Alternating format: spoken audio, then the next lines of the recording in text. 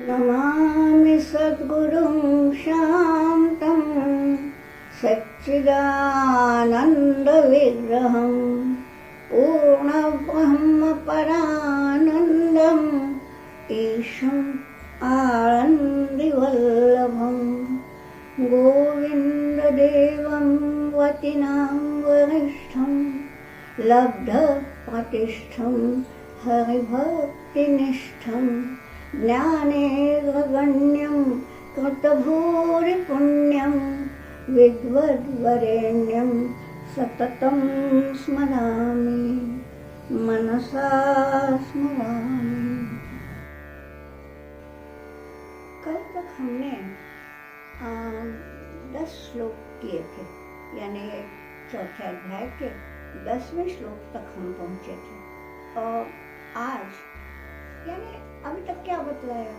ये बतलाया है भगवान ने अर्जुन को कि भाई जो वीतराग भय क्रोध होते हैं, जो तन मन धन से सर्वस्व मुझको ही अर्पण करते हैं, वे मद भाव मागता है, वे मुझ में समा जाते हैं। और अगला जो श्लोक है 11वां श्लोक अभी हम देखेंगे। भगवान ही बोल रहे हैं, ये यथा मां प्रपद्यन्ते तांस्तथैव भजाम्यहम् मम वाक्मानुवर्तन्ते मनुष्याः पार्थ सर्वशः।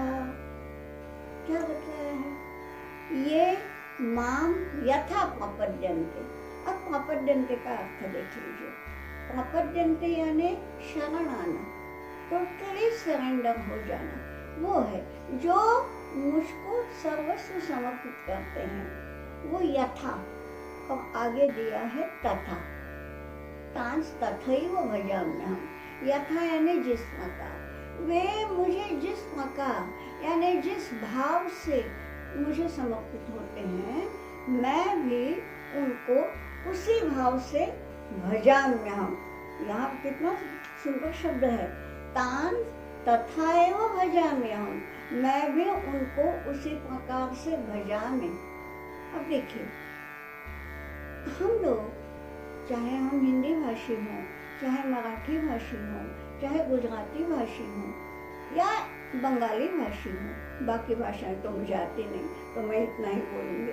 तो भज जो है भजन, इसका अर्थ होता है कि जो भक्त भगवान के लिए करता है। ठीक है, यहाँ भगवान खुद बोल रहा है कि अहम भजामि, यानी मैं भजूंगा।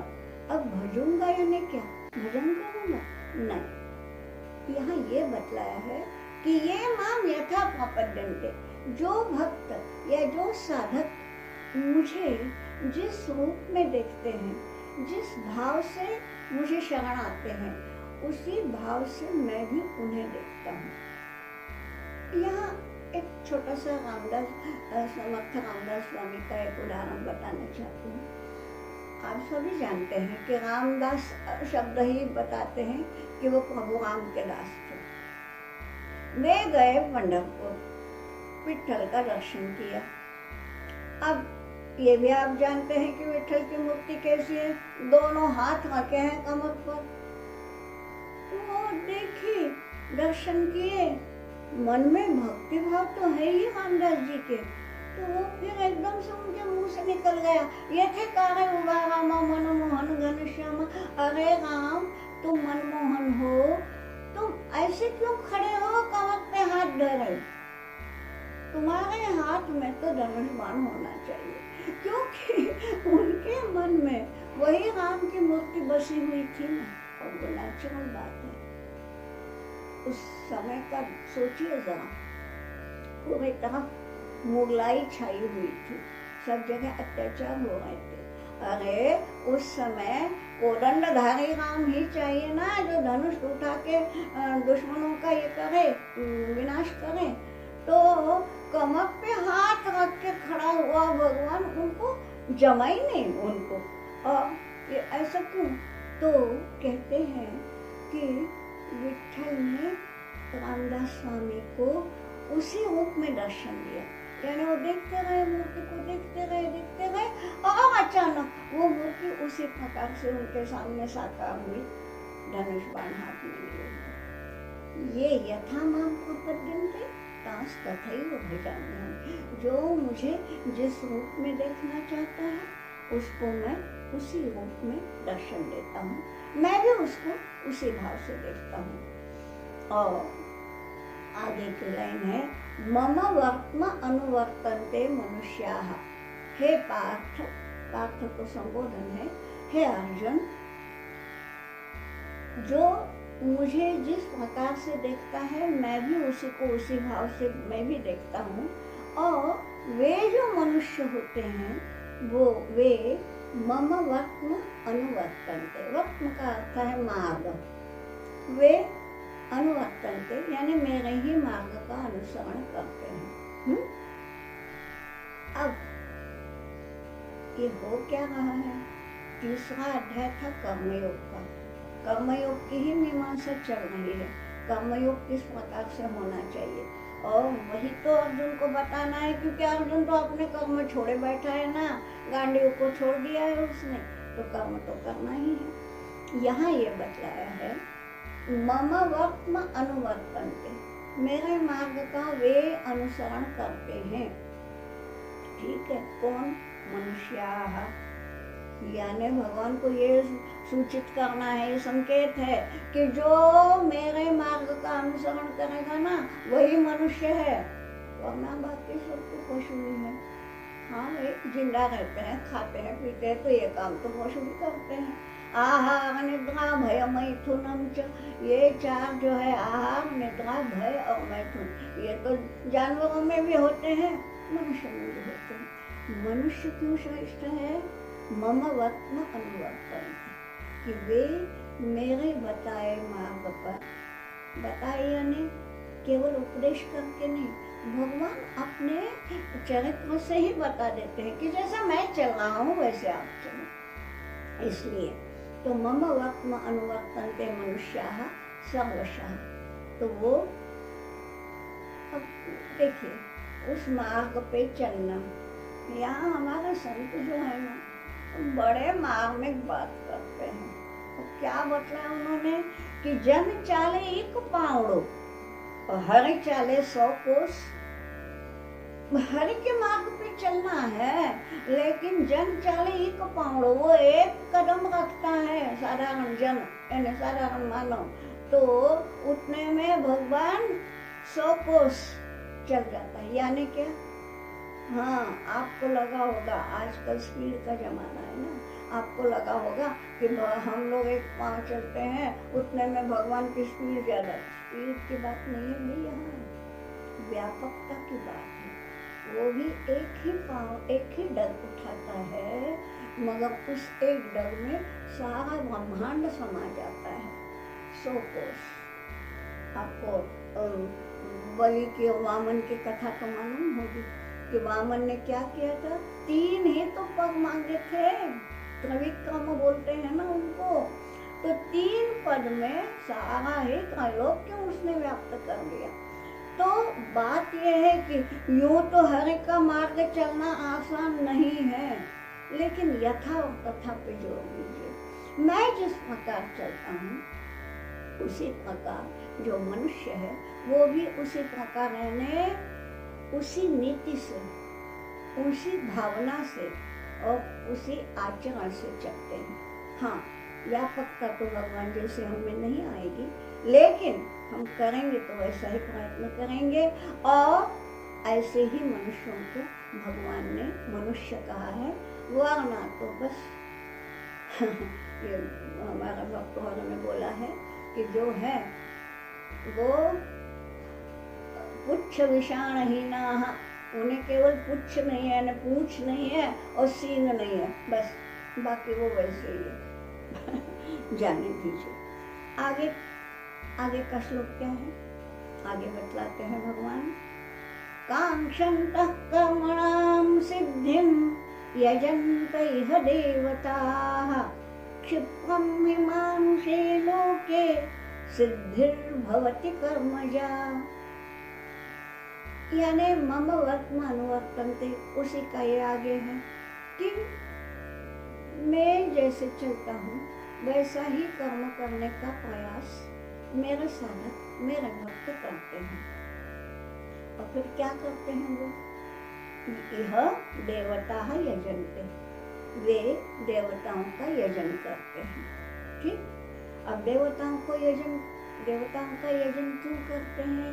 कांक्षन्तः कर्मणाम सिद्धिम, मैं जो कर्म कर रहा हूँ वो सिद्ध हो जाए, यानी उसका फल मिल जाए, इस भावना से। कांक्षन्तः, कांक्षा यानी इच्छा। तो मन में ये अभिलाषा पकड़ के कि मैं जो कर्म कर रहा हूँ, इस कर्म से जो मेरा वांछित है, जिसकी मुझे अभिलाषा है, वो मुझे प्राप्त हो जाए। यानी देखिए, कर्म तो करते हैं, निष्काम हुआ क्या?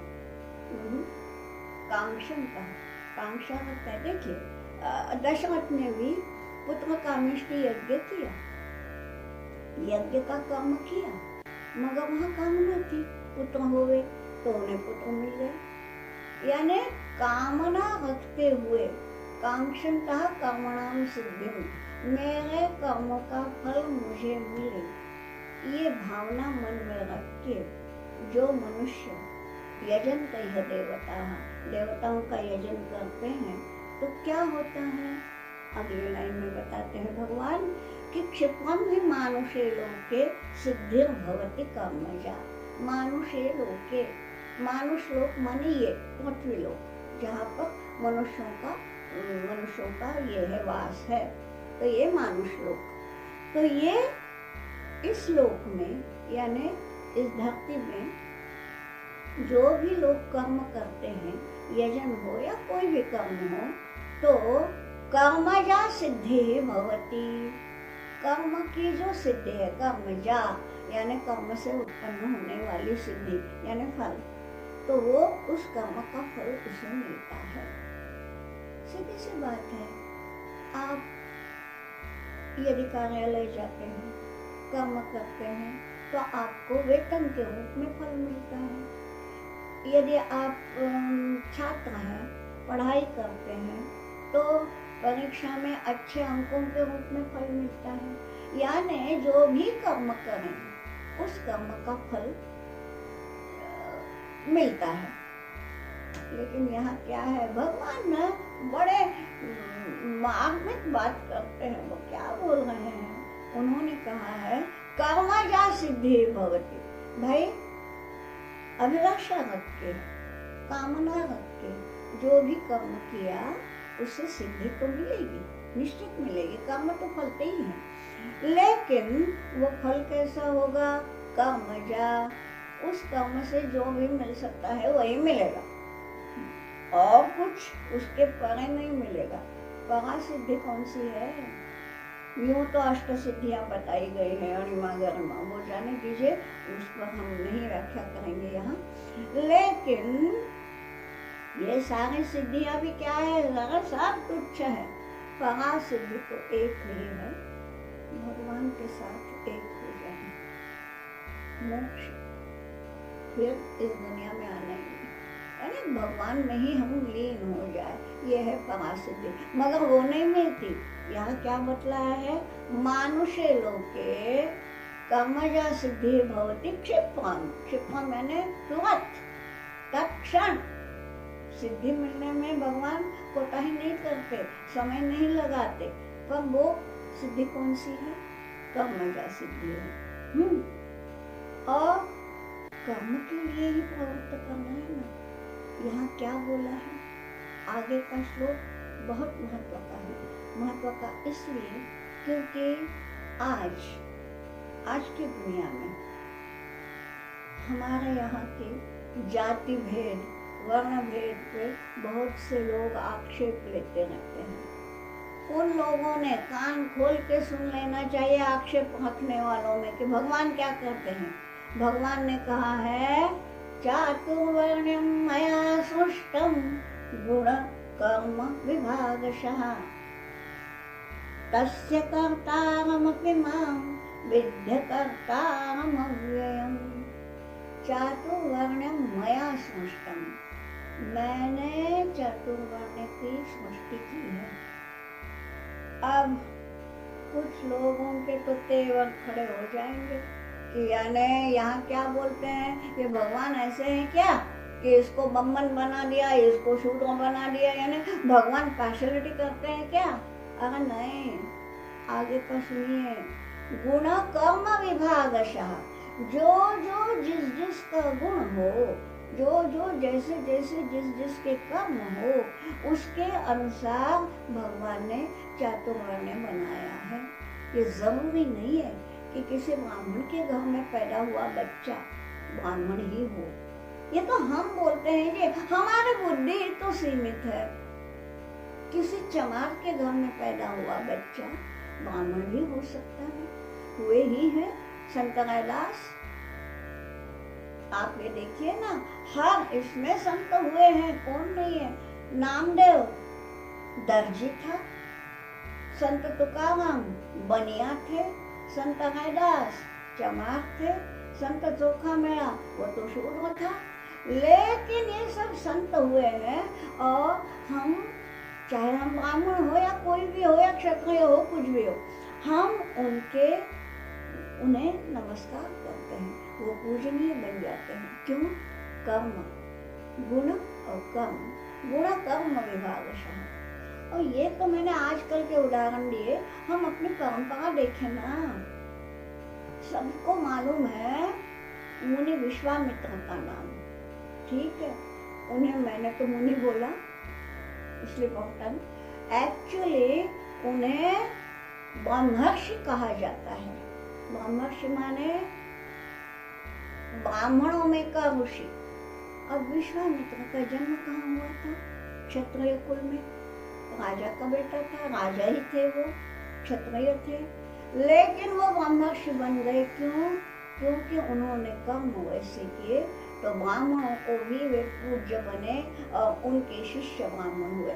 आजकल के देखा जाए तो संत गुलाबराव महाराज वे स्वयं को शूद्र कहलाते थे, क्योंकि यहाँ महाराष्ट्र में एक जाति है कुणबी, सभी को नहीं मालूम होगा, लेकिन जैसे ये लोग ब्राह्मणों से नीच खुद को मानते हैं, कुणबी थे वो।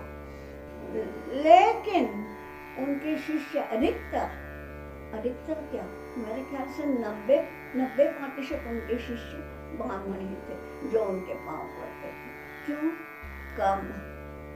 तो ये भगवान ने बतलाया है कि चातुर्वर्ण मया सृष्टम, मैंने चातुर्वर्ण की सृष्टि की है, निर्माण किया है, लेकिन वो कैसा है? गुण कर्म विभागशः, हर एक के गुण और कर्म के अनुसार। अगर कोई ब्राह्मण के घर में पैदा हुआ है और करता है ऐसे कर्म जो नीच कर्म करता है, तो वो नीच ही कहलाएगा। यानी ये जो है, आज हम जिसको ये बोलते हैं ना कि कास्टिसिज्म, कास्ट के लिए, जाति के लिए हमारे संस्कृत में शब्द नहीं है। वर्ण के लिए शब्द है, 4 ही वर्ण है, और उसका आगे आएगा सब कुछ कि कैसा होता है कि जिसकी जो ये है, किसी के अध्यापन में रुचि है अगर, तो उसका जन्म किसी भी जाति में हुआ हो वो ब्राह्मण ही कहलाएगा। अगर किसी की लड़ने में रुचि है, तो लड़ने में रुचि है तो वो किसी भी जन्म का हो वो क्षत्रिय ही कहलाएगा।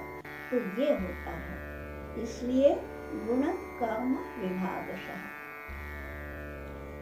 अब ये तो बता दिया, अब अगले लाइन क्या बताती है कि मया चातुर्वर्णं सृष्टम तस्य कर्तारमपि, तस्य यानी चातुर्वर्ण्यस्य, उस चातुर्वर्ण का कर्ता तो मैं हूँ, कर्ता यानी निर्माता, उसको ये तो जन्म तो मैंने दिया है, चातुर्वर्ण को सृष्टि तो मैंने की है, लेकिन माम विद्धि अकर्तारम, माम अकर्तारम विद्धि, मुझे, मैं कर्ता जरूर हूँ, मैंने निर्माण जरूर किया है, लेकिन तुम मुझे अकर्ता समझो।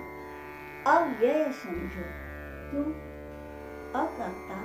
इसका मतलब है कि मैं तटस्थ हूँ, जो जैसा कर्म करेगा उसको वैसे ही फल मिलेगा। मैं केवल साक्षी रहता हूँ। हाँ, मैंने ये तो बता दिया कि हाँ भाई, तुमने यदि लड़ने की प्रवृत्ति, जैसे अर्जुन में, वो तो पैदाइशी योद्धा था, युद्ध करना उसके रग रग में बसा हुआ था, तो वो जो है इसलिए वो क्षत्रिय है।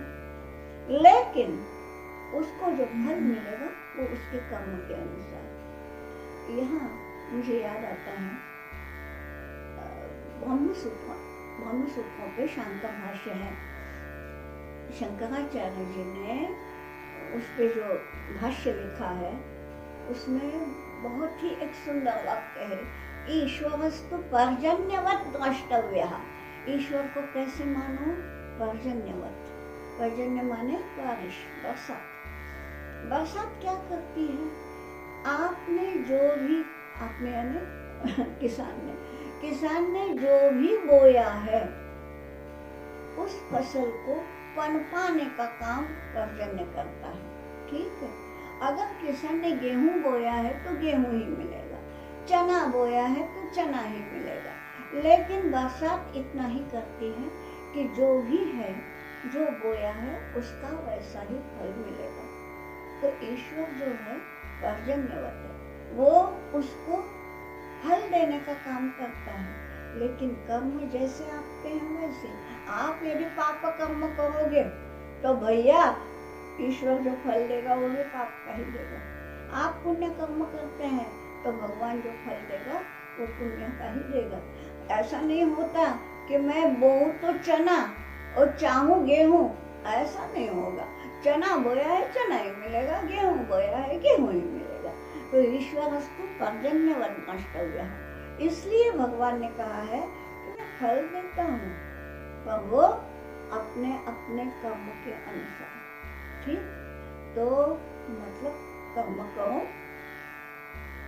और ये अकर्ता जो बतलाया है, तस्य कर्तारमपि माम अकर्तारम विद्धि। विद्धि यानी जान लो, और अव्यय जान लो।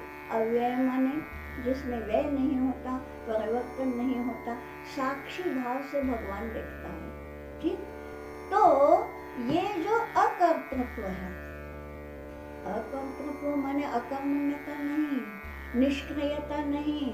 भगवान क्या करता है? फल देता ही है, कर्म कर ही रहा है। लेकिन वो कर्म, फल देने का कर्म कैसे करता है? साक्षी भाव से।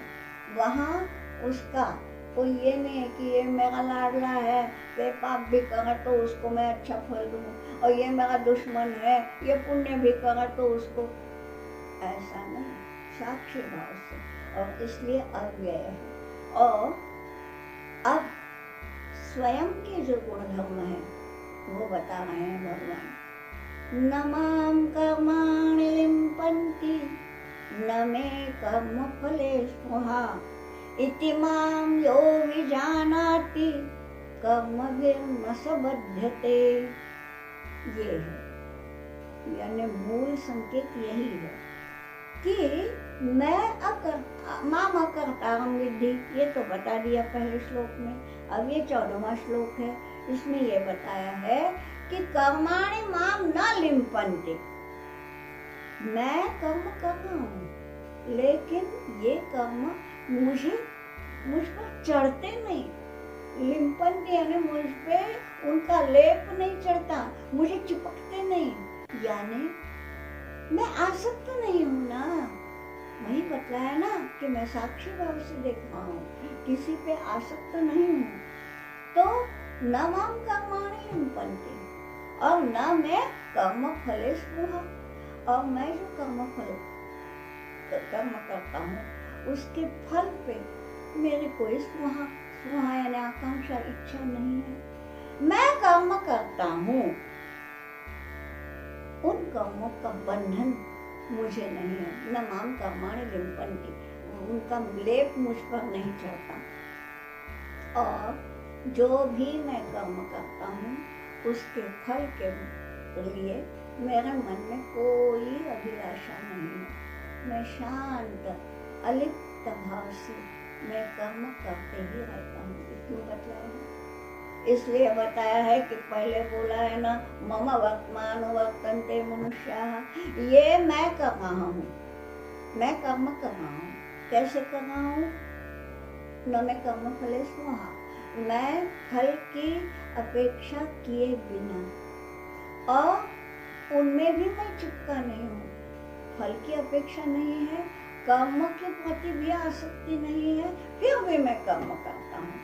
ये जो मैं चल रहा हूँ ना, मम वर्तम अनुवर्तन्ते, तो ये मेरा मार्ग है। इस मार्ग पे हर एक ने चलना चाहिए, यदि साधक कहलाता है, यदि भक्त कहलाता है, तो उसने चलना ही चाहिए। यहाँ बतलाते हैं भगवान कि न माम कर्माणि लिम्पन्ति न मे कर्म फले स्पृहा इति माम यो अभिजानाति।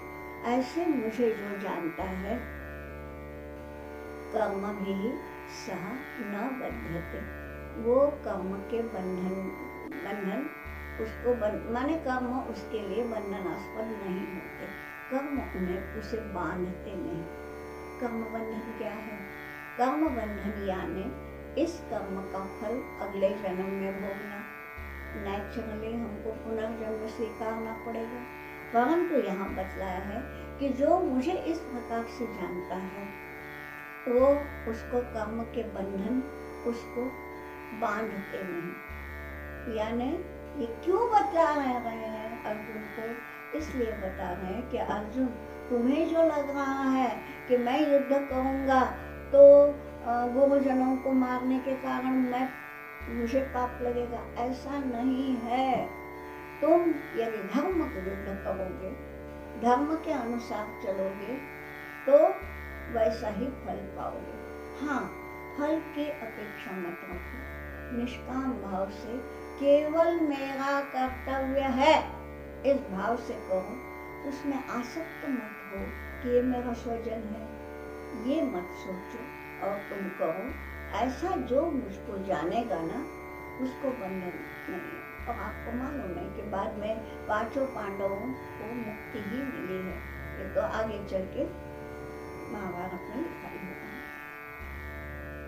अगला श्लोक है, एवं ज्ञात्वा कृतं कर्म पूर्वैरपि मुमुक्षुभिः कुकर्मैव तस्मात् त्वं पूर्वतरं कृतं। यानी क्या? एवं ज्ञात्वा, एवं यानी इस प्रकार। हिंदी का एवं नहीं लेना, हिंदी में एवं का अर्थ होता है और में एवं इस प्रकार, इन दिस वे। तो एवं ज्ञात्वा, इस प्रकार जानकर, क्या जानकर? कि न माम कर्माणि लिम्पन्ति न मे कर्म फले स्पृहा, ये जानकर।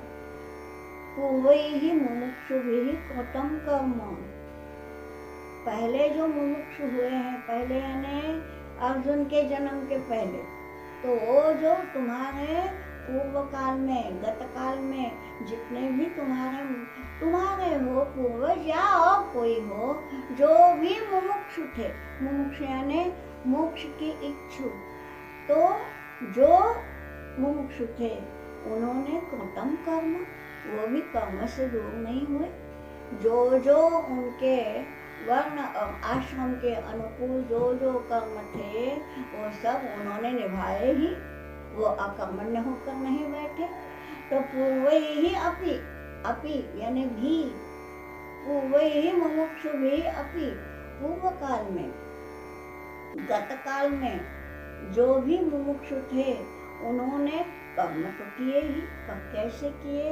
एवं ज्ञात्वा कि न माम कर्माणि लिम्पन्ति न मे कर्म फले स्पृहा, एवं ज्ञात्वा, ये जानकर उन्होंने भी कर्म किए।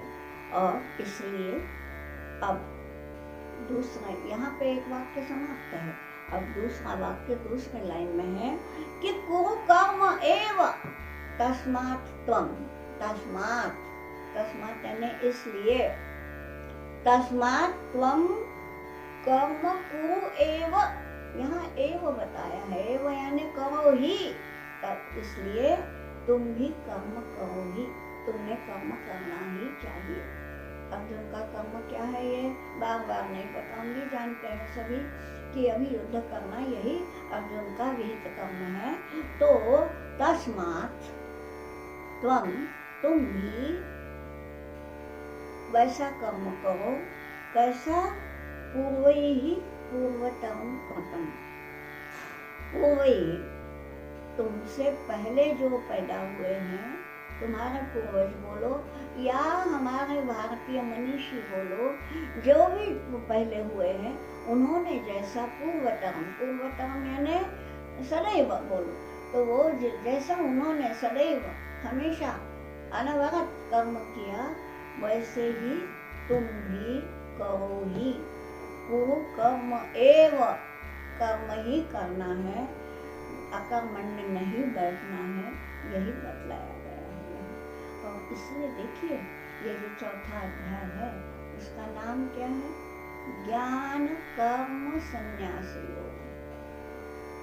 कर्म को रखा है बीच में, पहले ज्ञान है और बाद में संन्यास है। यानी क्या? कर्म जो करेंगे वो बीच में है, मध्य भाग में है, मगर वो ज्ञान पर अधिष्ठित हो। यानी कोई ज्ञान नहीं है और कुछ भी कर्म किया, जैसे बच्चे नहीं क्या डिशुम करते हैं और कर्म करते हैं, कुछ न कुछ करते रहते हैं, मगर उसमें ज्ञान नहीं है। वैसा नहीं, तो ज्ञान पर अधिष्ठित, ज्ञान पर यानी कि मेरा विहित कर्म क्या है, कौन सा कर्म करना मेरे लिए उचित है, इसका पूरा ज्ञान रखकर कर्म करो। लेकिन संन्यास यानी उसमें चिपके मत रहो। मैंने कर्म किया है ये अहम भाव मत रखो, फिर इस कर्म का कर्ता मैं हूँ, ये कर्तृत्व भाव मत रखो। ये क्या है? ये दोनों भाव जिसके मन में जग गए ना, भैया होता क्या है, वो अच्छे भी काम करेगा ना तो उसका ये नहीं होता, अहम जो है ना वो उस पर हावी हो जाता है, उसको वो मानसिक संतुष्टि नहीं मिलती जो निष्काम कर्म करने वाले को मिलती है, क्योंकि उसको कोई अपेक्षा ही नहीं रहती, कर्म करता जाता है, कोई अपेक्षा नहीं, और इसलिए अपेक्षा भंग का दुख भी नहीं, वो सीधे चलाता जाता है। और ये जो लोग अपेक्षा रख के कर्म करते हैं, अच्छा कर्म बोल रही मैं, बुरा कर्म नहीं, ज्ञानाधिष्ठित कर्म, लेकिन यदि मन में अपेक्षा है, यदि अहम भाव है, यदि कर्तृत्व भाव है, तो नेचुरली होता क्या है, उसको ये लगता है कि उसके रिटर्न्स मिले, और वो नहीं मिलते, प्रायः नहीं मिलते, मिलते भी होंगे, लेकिन जिस प्रकार से मनुष्य चाहता है, जितने क्या बोलना चाहिए, जितनी मात्रा में उसने कष्ट लिए हैं उतनी मात्रा में फल मिले, ये यदि उसकी अपेक्षा है तो वो पूरी नहीं होती। नेचुरली कर्माधिष्ठित होकर भी वो समाधान से, सुख से वंचित ही रहता है। तो यदि सुख प्राप्त करना है, आनंद ब्रह्मानंद यदि चाहिए, तो क्या है? पूर्वैहि पूर्वतरम कृतम, जैसे पूर्वजों ने कर्म किए, कैसे किए? एवं ज्ञात्वा, ये सब जान करके जैसे उन्होंने कर्म किए, वैसे ही त्वम कर्म को एव, वैसे ही कर्म तुम भी करो, यह बतला गया है। ये बड़ा अच्छा संदेश है। सो हम आज यही रुक जाते हैं, अगला अब कल देखेंगे। वसुदेव सुतं देवं कंस चाणूरमर्दनं देवकी परमानन्दं कृष्णं वन्दे जगद्गुरुं योगेशं सच्चिदानन्दं वासुदेवं व्रजप्रियं धर्मसंस्थापकं